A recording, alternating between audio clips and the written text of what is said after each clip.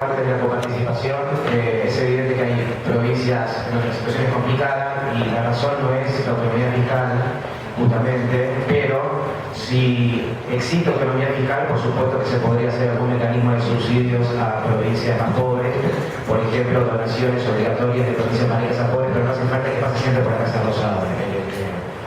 Bien, empecemos por la seguridad institucional. Hay que, parecería terminar con el personalismo en política. Dejar de buscar políticos buenos y empezar a pensar cómo diseñar buenas instituciones que frenen a políticos malos, corruptos y con delirio de poder. Digamos, pensar que en otros países está mejor porque la gente es más honesta o porque los políticos son más honestos es absurdo. Y si el presidente de Noruega viene acá a Argentina va a terminar siendo igual de corrupto que los políticos argentinos. Porque no se trata de personas buenas, sino de buenas instituciones. Si no tenemos instituciones que limiten el poder, recemos porque los políticos sean ángeles. Porque si no son ángeles vamos a tener serios problemas, dado que los gobiernos con poderes concentrados fueron los responsables de las más repugnantes violaciones de derechos humanos, y nosotros en Argentina tenemos experiencia, lamentablemente, en eso.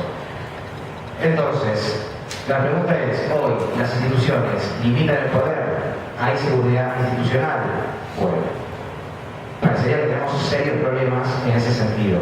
Voy a dar algunos ejemplos.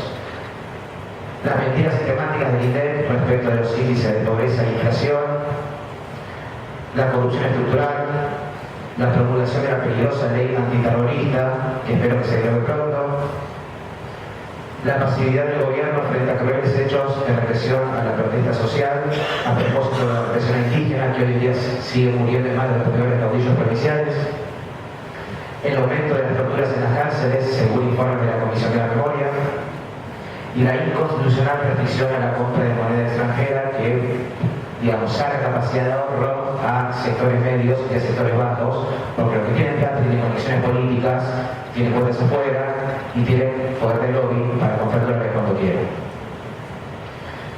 Bien, ¿qué tenemos frente a esto?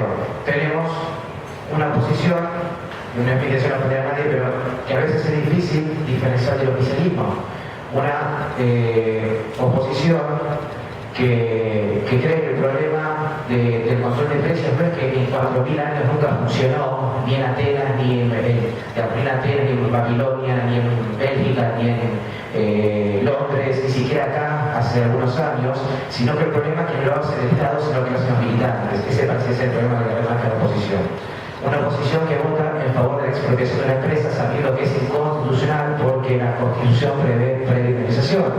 Y una oposición que vota ingenuamente en favor de la ley de medios, creyendo que el gobierno quiere pluralismo y que la democratización de la palabra se va a dar de la mano de Gonzalo, Milan y Sporsky.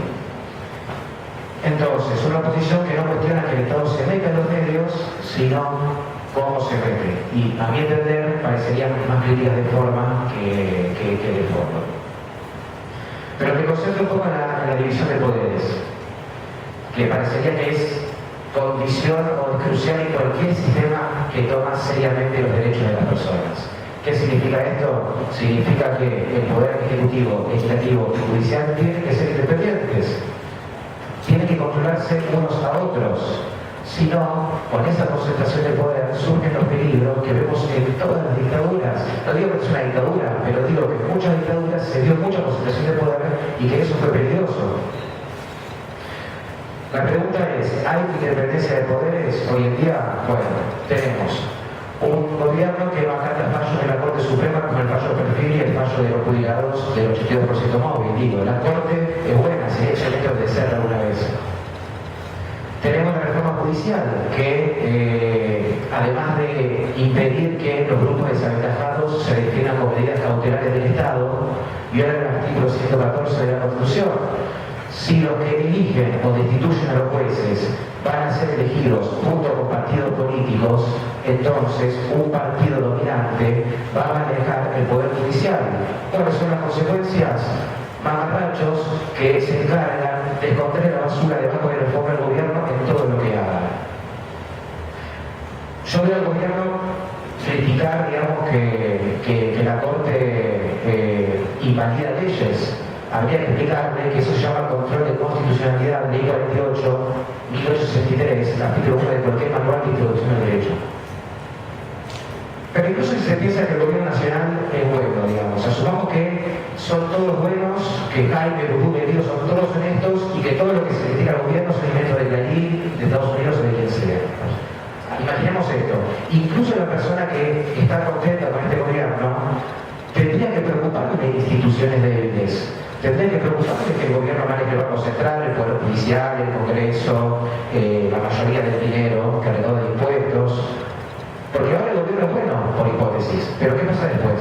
Si viene otro gobierno que desde su perspectiva es peligroso, entonces no se trata de que el país se termina en 2 años, se trata de construir estructuras de incentivos e instituciones para que frenen a todos los gobiernos, por más peligrosos que sean, y eso todo lo vamos a agradecer algún día.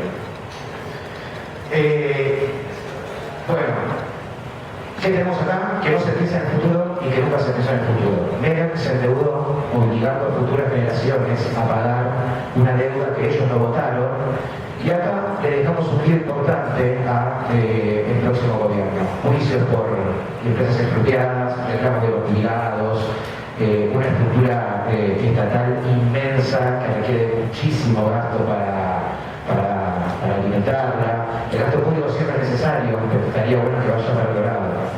De modo que, en resumen, no se trata de personas sino de instituciones. Y si el gobierno que viene es peor, o peor que Menem, o peor que este, o peor que cualquiera, realmente vamos a